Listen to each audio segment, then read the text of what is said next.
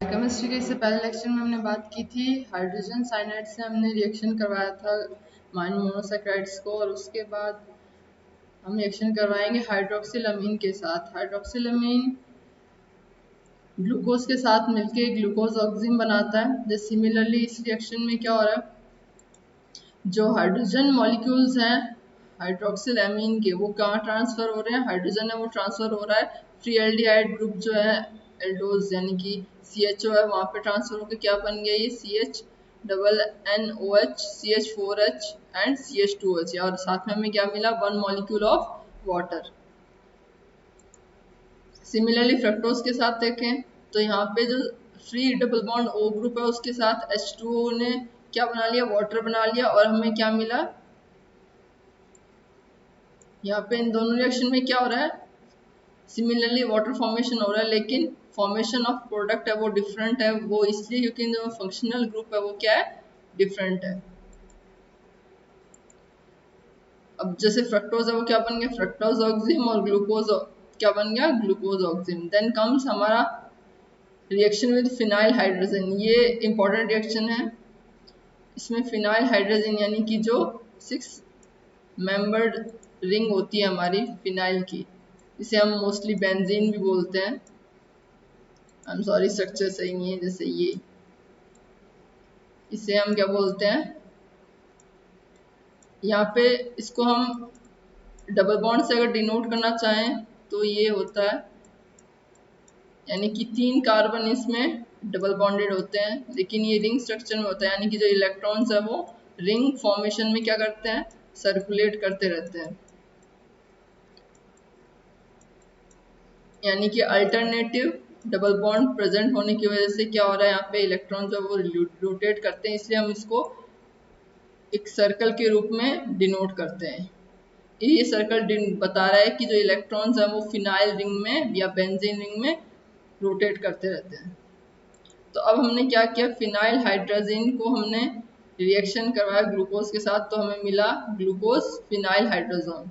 यानी कि रिएक्शन वही है, प्रोसेस वही हो रही है, लेकिन प्रोडक्ट है वो हमें डिफरेंट मिल रहा है due to different inorganic chemicals. और अगर फ्रक्टोज के साथ हम करवा रहे हैं तो हमें मिलेगा फ्रक्टोज फिनाइल हाइड्रोजन। अब हम रिएक्शन कराएंगे अल्कोहलिक ग्रुप के साथ, जैसे एसिटिक एनहाइड्राइड है, उसके साथ जब हम मोनोसैकेराइड्स को लिक्विड जिंक क्लोराइड की प्रेजेंस में एसिटिक एनहाइड्राइड के साथ रिएक्शन करवाएंगे, और उसमें हम जो एनवायरनमेंट रखेंगे वो रखेंगे थोड़ा सा हॉट, और उसमें हमें क्या मिलेगा, पेंटा एसिटाइल डेरिवेटिव मिलता है। जैसे रिएक्शन में हमने देखा ग्लूकोज है उसको हमने एसिटिक एनहाइड्राइड के साथ रिएक्शन करवाया in the presence of zinc chloride यानी कि लिक्विड जिंक क्लोराइड, तो हमें मिला ग्लूकोज पेंटा एसिटेट। सिमिलरली हमें फ्रक्टोज के साथ मिलेगा फ्रक्टोज पेंटा एसिटेट। देन उसके बाद रिएक्शन है PCl5 यानी कि फॉस्फरस पेंटाक्लोराइड, यानी कि 5 क्लोरीन को हम क्या बोलेंगे, पेंटाक्लोराइड। उसके साथ रिएक्शन करवाने पे मिलेगा पेंटाक्लोरोग्लूकोज, और उसके बाद फ्रक्टोज के साथ कराएंगे तो पेंटाक्लोरो फ्रक्टोज मिलेगा। देन हमारा आता है फॉर्मेशन ऑफ ग्लाइकोसाइड। कि ग्लाइकोसाइड में क्या होता है, जो बॉन्डिंग है वो इनर बॉन्डिंग हो रही है, यानी कि ग्लूकोज में कार्बन नंबर 1, ये क्या है, कार्बन नंबर 1 है, और ये क्या है, कार्बन नंबर 5, यानी कि ग्लूकोज के कार्बन नंबर 1 में और 5 में क्या हो रही है, बॉन्डिंग हो रही है, और बॉन्डिंग किसके थ्रू हो रही है, ऑक्सीजन मॉलिक्यूल के थ्रू। तो अब इसमें हुआ क्या, हमने मोनोसैकेराइड्स का जो हेमी एसिटाइल जो ग्रुप है या फिर हेमी कीटोन ग्रुप है उसको किसी दूसरे मोनोसैकेराइड्स या कार्बो जैसे मेथिल अल्कोहल है, फिनॉल है, ग्लिसरॉल के साथ हमने क्या किया, हाइड्रोक्सिल से उसको रिएक्शन करवाया था, हमें क्या मिला, ग्लाइकोसाइडिक बॉन्ड। ग्लाइकोसाइडिक बॉन्ड हमेशा किससे बनता है, ऑक्सीजन से बनता है। और यहाँ पे हुआ क्या, जो HCl गैस है यानी कि जो हाइड्रोजन क्लोराइड गैस है वो एज अ कैटलिस्ट काम कर रही है। हमें क्या मिला, अल्फा मिथाइल ग्लूकोसाइड। यहाँ पे अल्फा जो है वो डिनोट कर रहा है जो हमें कार्बन नंबर 1 है वहां से हमने क्या किया, कार्बन नंबर 5 को बॉन्ड बनाया ग्लाइकोसाइड बॉन्ड से, यानी कि अब इसमें क्या हुआ, कैटलिस्ट प्रेजेंट होने की वजह से हुआ क्या, जो स्ट्रक्चर है वो हमें क्या हुआ, एज इट इज मेंटेन रहा, यानी कि कार्बन नंबर 2 से कार्बन नंबर 4 तक एज इट इज हमें स्ट्रक्चर मिला है, और साथ में हमें क्या मिला है, 1 मॉलिक्यूल ऑफ वाटर। अब हमने रिएक्शन करवाया एल्कोलेट्स के साथ। एल्कोलेट्स में क्या बनेगा, कैल्शियम ग्लाइकोसेट बनेगा या फिर कैल्शियम फ्रक्टोसेट, यानी कि अगर हम ग्लूकोज के साथ करवा रहे हैं तो कैल्शियम ग्लूकोसेट, और फ्रक्टोज के साथ करवा रहे हैं तो कैल्शियम फ्रक्टोसेट। उसके बाद फर्दर रिएक्शन है, ये ज़्यादा इंपॉर्टेंट नहीं है, अगर याद रहे तो ठीक है, वरना जो पहले की 5-6 रिएक्शंस हैं वो आपको, अगर आपके केमिकल प्रॉपर्टीज स्पेसिफिकली मेंशन होके आता है एग्जाम में तो वो आपको लिखनी होंगी रिएक्शन, अगर मेंशन नहीं है तो आप सिंपल से लैंग्वेज में ही बता सकते हैं, लेकिन अगर फिजिकल प्रॉपर्टीज दोनों डिफरेंट डिफरेंट पूछिए तो हम आपको वो रिएक्शन लिखनी पड़ेगी। नेक्स्ट जो रिएक्शंस हैं वो है एल्कलीज के साथ रिएक्शन, यानी कि आइसोमरिक शुगर हम यहाँ पे ऑब्टेन करें। आइसोमर क्या होते हैं, जिसमें नंबर ऑफ कार्बन सेम रहते हैं लेकिन जो उनकी फॉर्मेशन है, यानी कि हाइड्रोजन और ऑक्सीजन की जो फॉर्मेशन है वो चेंज हो जाती है। जैसे यहाँ पे ग्लूकोज में क्या है, कार्बन नंबर 3 पे जो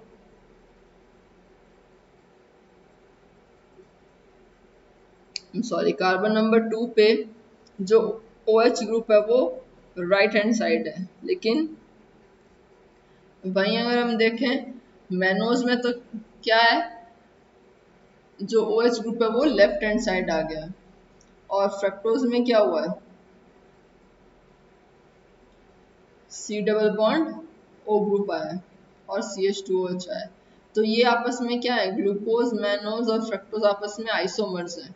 आइसोमर होने का मतलब है कि कार्बन के 4 बॉन्ड में से 2 बॉन्ड है वो क्या कर रहे हैं, लेटरल इन्वर्जन हो रहा है। यहाँ पे जो लेफ्ट हैंड साइड जो ग्रुप है वो राइट हैंड साइड आ रहा है, और जो राइट हैंड साइड पे जो ग्रुप है वो लेफ्ट हैंड साइड आता है। Then comes fermentation. फर्मेंटेशन ज़्यादातर होती है शुगर्स की, जो कि स्वीट शुगर होते हैं, जिसमें हम क्या करते हैं, मोनोसैकेराइड्स को धीरे धीरे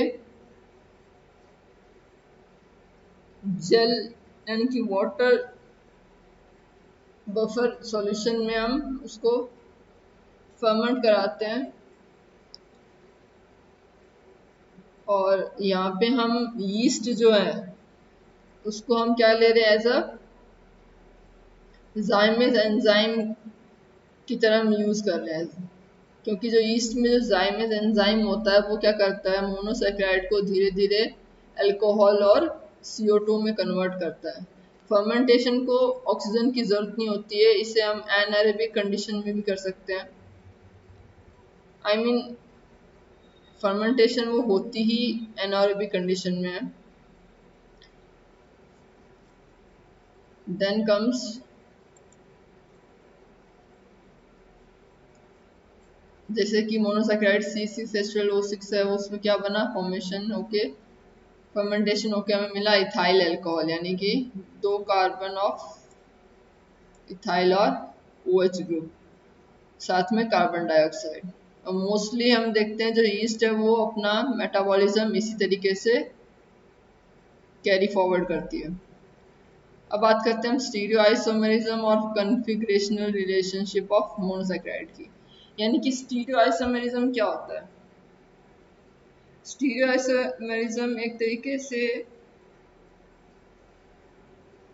कार्बन की प्रेजेंस बताता है कि एक मोनोसैकेराइड में कार्बन की position in relation to hydroxyl और हाइड्रोजन ग्रुप क्या है।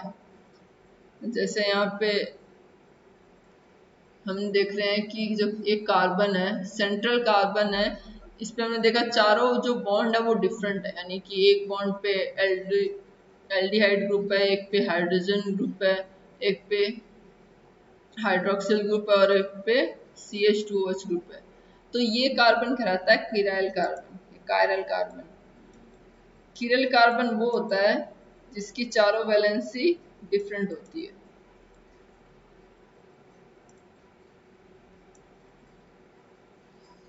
अब अगर इसको हम इसी ग्रुप को अगर हम फर्दर डबल करें, यानी कि जो कार्बन की संख्या है उसको अगर हम डबल कर रहे हैं, यानी जैसे यहाँ पे क्या हुआ है 2 to the n पावर, ये एक फॉर्मूला होता है जिससे हम कोई भी यौगिक है उसके समायवी रूप में उसकी संख्या क्या होती है 2n होती है, जहाँ पे जो n है वो क्या है नंबर ऑफ कार्बन है, मैंने पहले भी बताया था। अब जैसे 2 to the पावर 4 है तो वो क्या हो जाएगा 16, यानी कि उसमें 16 उसके आइसोमेरिक फॉर्म होंगे, जिसे हम या फिर त्रिविमस समावयी ग्रुप बोलते हैं। रोजनॉफ ने 1906 में सबसे पहले न्यूटन रोटेशन के बारे में बताया था, यानी कि डी और एल टाइप ऑफ शुगर, यानी कि dextro rotatory and levo rotatory. Glyceride है, उसमें जो फर्स्ट अल्कोहलिक जो ग्रुप है उस पे कार्बन होता है, जिसपे OH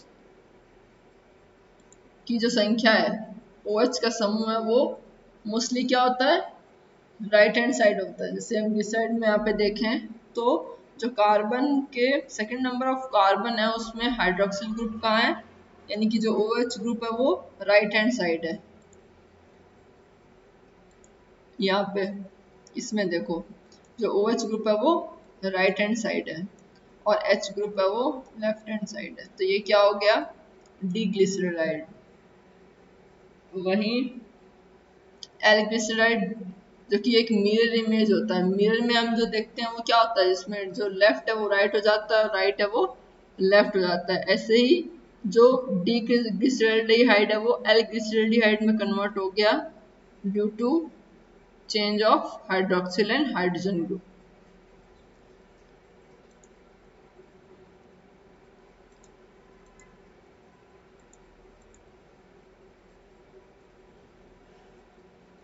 और जो लिवोरोटेटरी और डेक्स्ट्रोरोटेटरी होते हैं ये हमेशा मिरर इमेज होंगे, और जरूरी नहीं है कि जो आइसोमर हैं वो, लेकिन जो आइसोमर्स होते हैं वो मिरर इमेज कभी नहीं होंगे।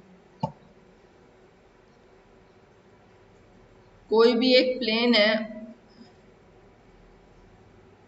उसमें अगर हम लाइट पास कर रहे हैं, कोई भी एक मोनोसैकेराइड का प्लेन अगर हम ले रहे हैं और उसमें से अगर हम लाइट पास कर रहे हैं तो जो प्लेन पोलराइज लाइट है वो क्या हो जाएगा, वो क्या करेगी या तो उस मॉलिक्यूल को लेफ्ट हैंड साइड कन्वर्ट करेगी या फिर उसे राइट हैंड साइड, जिसे हम प्लस या माइनस से भी डिनोट करते हैं।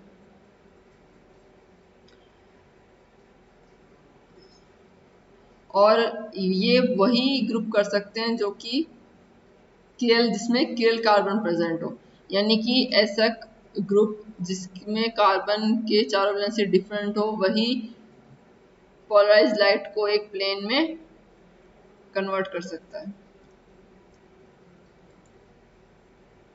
और जैसे एरिथ्रोज है तो ये क्या है,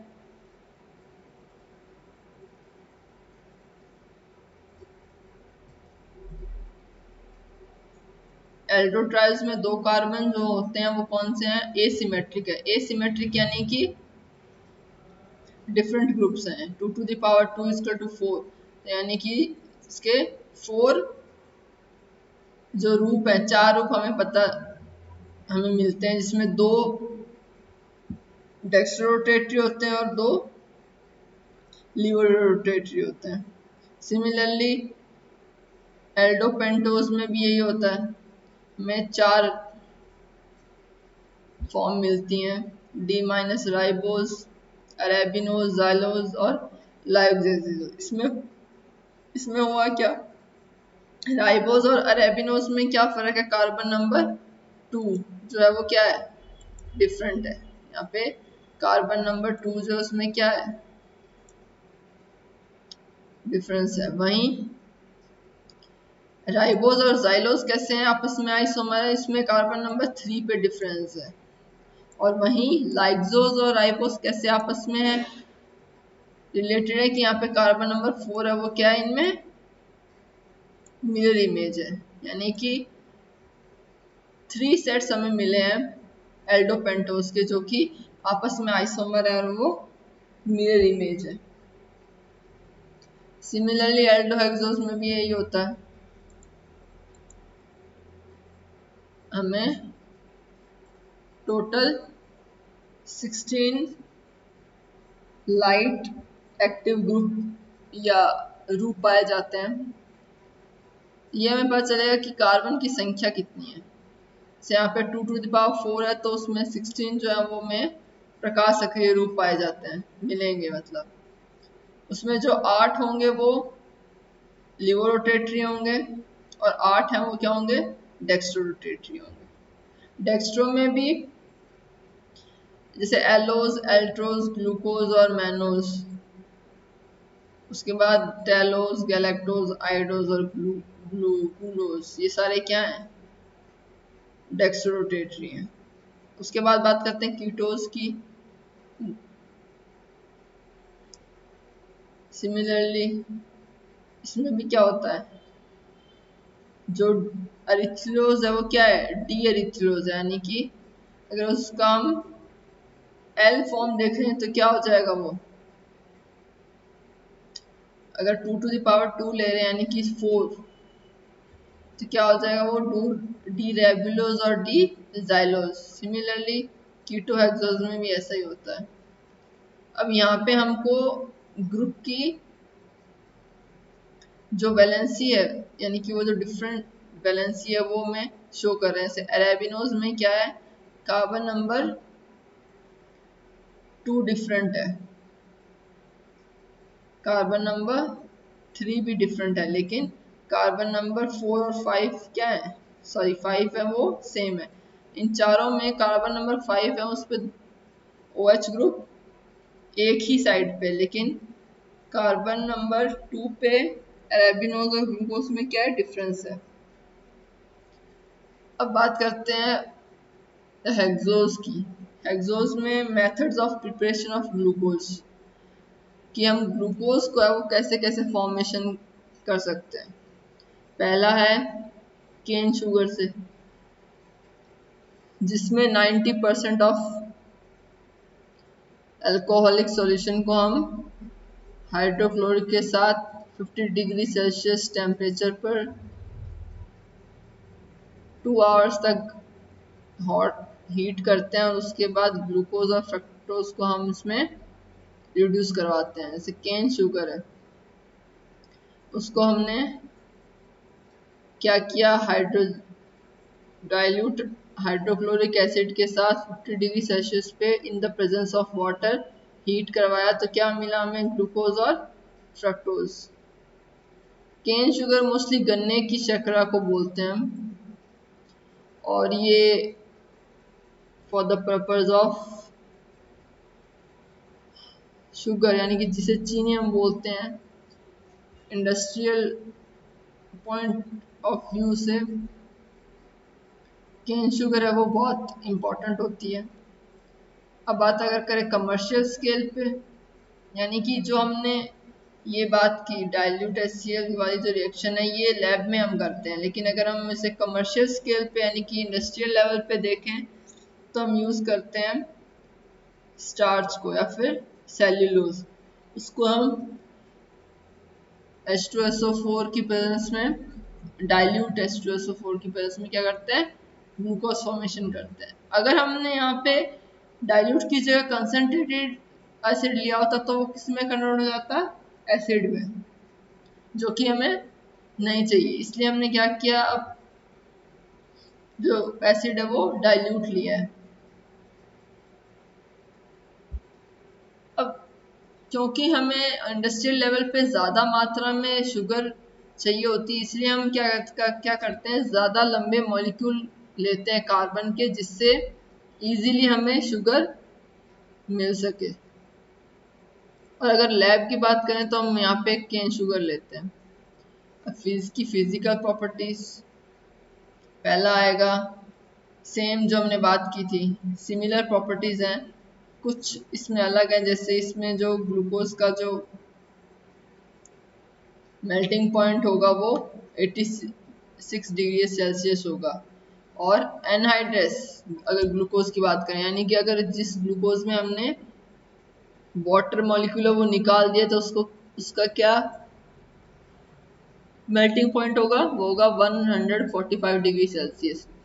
यानी कि जो सॉल्युबल ग्लूकोज है, ऐसी ग्लूकोज जो ऑलरेडी सॉल्युबल है वाटर में, उसका 86 डिग्री सेल्सियस होगा। और जो एनहाइड्रस ग्लूकोज है उसका मेल्टिंग पॉइंट होगा 145 डिग्री सेल्सियस। ये भी सिमिलर फिजिकल प्रॉपर्टीज है जो हमने पहले मोनोसैकेराइड के लिए पढ़ी थी। यहाँ पे जो प्लेन पोलराइज लाइट को रोटेट करने की बात आती है, वहां पे ये क्या कर, जो ग्लूकोज है वो प्लेन पोलराइज को प्लस 52.7 डिग्री रोटेट करती है। और अल्फा डी ग्लूकोज में क्या क्या वैल्यू होगी, 112.2 डिग्री। और बीटा जो है वो वैल्यू देता है 18.7 डिग्री। और मोस्टली जो स्वीट शुगर होती हैं वो म्यूटर रोटेशन का कैरेक्टर रखती हैं। देन बात करते हैं केमिकल प्रॉपर्टीज की। केमिकल प्रॉपर्टीज में अगर ग्लूकोज की बात करें तो वो टोटली डिजोल्व पिघलता नहीं है। वो क्या हो जाता है, चार्ड होके ब्लैक और ब्राउन शेप का हो जाता है, जिसमें से एक प्रकार की हमें स्मेल आती है, जिसे हम पता कर सकते हैं कि जो हमें केमिकल जो हमारे पास है वो क्या है, ग्लूकोज है। कंसनट्रेटेड H2SO4 में ग्लूकोज है वो झुलसता नहीं है, लेकिन गर्म करने पर वो क्या है, झुलस जाता है। यानी कि उसमें CO2 और SO2 गैस निकलती है। देन ग्लूकोज की स्ट्रक्चर हमने पढ़ी थी, फिटिक और बेयर ने और उसके बाद फिशर ने स्ट्रक्चर दिया था ग्लूकोज का। इसमें पहला है open chain structure. Open chain structure हमने पढ़ा था जिसमें कार्बन जो है वो 1 से लेके 6 तक हम पूरा उसकी वैलेंसी के साथ उसे पोर्ट्रे करते हैं। देन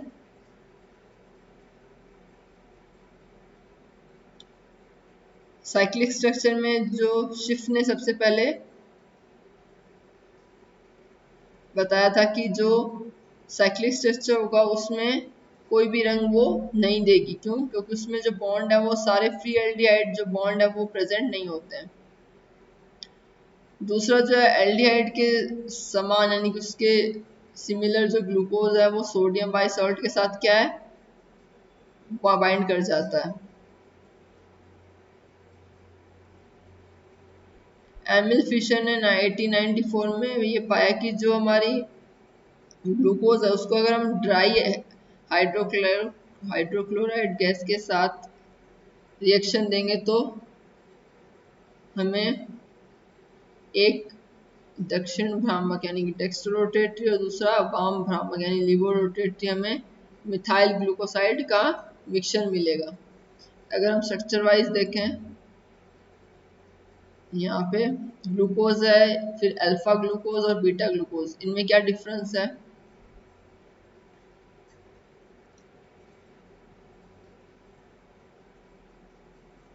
यहाँ पे जो ग्लाइकोसाइडिक बॉन्ड है वो किसके बीच में बना है,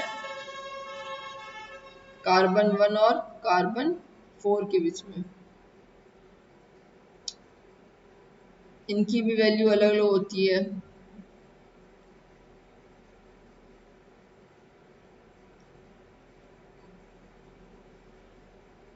देन आता है साइज ऑफ द रिंग, यानी कि जो साइज यानी कि साइक्लिक स्ट्रक्चर जो हम पढ़ते हैं वो फिशर ने सबसे पहले 5 मेंबर रिंग है उसको डिस्कवर किया था, और जिसे हम फ्यूरानोज फॉर्म कहते हैं।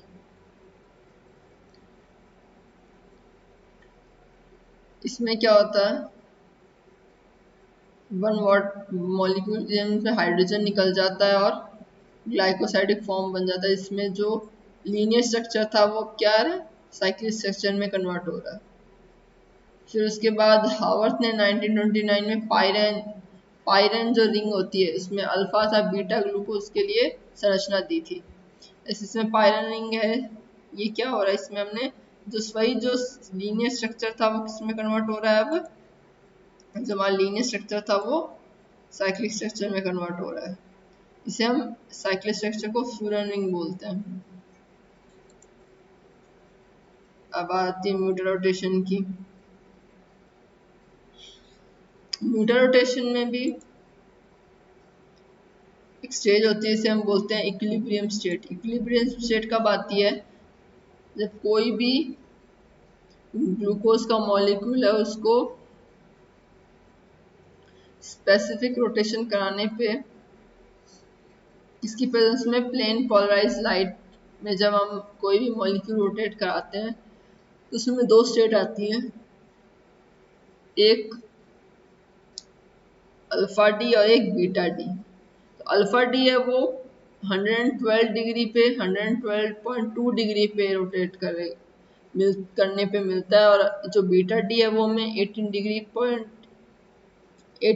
या 18.7 डिग्री कह लो, इतने पे हमें बीटा डी ग्लूकोज मिलता है। यानी कि जो बीटा डी ग्लूकोज है वो हमें ज़्यादा मिल रहा है कंपेरिजन टू अल्फा डी, जो क्योंकि अल्फा डी है वो 37% और बीटा डी है वो 63% है। और अगर हम इक्विलिब्रियम स्टेट की बात करें, यानी कि जब वो ना ही लीवो में है ना ही वो अल्फा स्टेट में है ना ही वो बीटा स्टेट में, तब वो क्या कहलाएगा, इक्विलिब्रियम स्टेट में। यहाँ पे डी और एल अलग हैं और अल्फा और बीटा अलग है। अल्फा और बीटा ये बता रहे हैं कि ग्लाइकोसाइडिक बॉन्ड के संदर्भ में या उसके कॉन्टेक्स्ट में जो फंक्शनल जो CH2O ग्रुप है वो कहाँ प्रेजेंट है। उसके बाद लॉरी ने 1926 में म्यूटर रोटेशन में एल्डिहाइडल नामक माध्यम बनाया था। यानी कि जो अल्फा ग्लूकोज है जब हम उसको बीटा ग्लूकोज की तरफ ले जाएंगे तो बीच में एक ट्रांजिटरी फेज आता है जिसे हम एल्डिहाइडल फॉर्म बोलते हैं। ऐसे हम ये रिएक्शन देख रहे हैं H2O के साथ, यानी कि क्या हुआ, वो ये जो फॉर्म है ये आपस में इंटरकन्वर्टेबल है, यानी कि रिएक्शन बैक और फॉरवर्ड दोनों हो सकता है इसमें। देन बात करते हैं यूज की। इसमें हम कैंडीज, जेली या शरबत बनाने में यूज करते हैं। कभी कभी हम फलों यानी कि जो फ्रूट्स हैं जिसमें जितने भी फ्रूट्स हैं उसमें शुगर होती है, उन शुगर को हम अल्कोहल में कन्वर्ट करते हैं। और ग्लूकोज की कमी होने यानी कि जो वेन्स और आर्टरीज में हमारे ग्लूकोज की कमी होती है, इससे हम क्या करते हैं, इंट्रावेनस इंजेक्शन देते हैं। जिसमें ग्लूकोज होता है वो क्या होता है, प्योर फॉर्म में प्रेजेंट होता है। और कैल्शियम की कमी होने पे हम कैल्शियम ग्लूकोसेट देते हैं, क्योंकि कैल्शियम हम फ्री फॉर्म में नहीं दे सकते, इसलिए हम उसको ग्लूकोज के साथ इंट्रावेनियसली इंजेक्ट करते हैं। देन बात करते हैं मैनोज की। Mannose same as glucose and galactose है, इसमें भी बनाने की विधि इसकी अलग है। अब अगर गैलेक्टोज की बात करें तो उसमें क्या मिल जाता है हमें, लैक्टोज। सबसे पहले लैक्टोज का जो हम वाटर की प्रेजेंस में उसका अपघटन कराएंगे यानी कि उससे मेटाबोलाइज कराएंगे तो हमें ग्लूकोज और गैलेक्टोज मिलेगा। देन फर्दर गैलेक्टोज में भी अल्फा डी और बीटा डी होते हैं, इसमें भी पायरनो स्ट्रक्चर है सेम ग्लूकोज की तरह, इसमें कुछ नया नहीं है। फिर आती है फ्रूट शुगर और फ्रक्टोज। इसको भी हम क्या करते हैं, जब केन शुगर को हम डाइल्यूट H2SO4 से रिएक्ट कराएंगे in the presence of water, तब हमें ग्लूकोज और फ्रक्टोज मिलता है। अगर हमें ग्लूकोज और फ्रक्टोज को फर्दर प्योरीफाई करना है तो हम उसमें कैल्शियम फ्रक्टोसेट को कार्बन डाइऑक्साइड के साथ रिएक्ट करवाते हैं और हमें फ्रक्टोज और मिलता है और साथ में कैल्शियम कार्बोनेट का मिक्सचर मिलता है। इसके बाद इसमें और भी इसकी प्रॉपर्टीज हैं, फिजिकल प्रॉपर्टीज हैं और स्ट्रक्चर ऑफ फ्रक्टोज है वो हम नेक्स्ट लेक्चर में देखेंगे।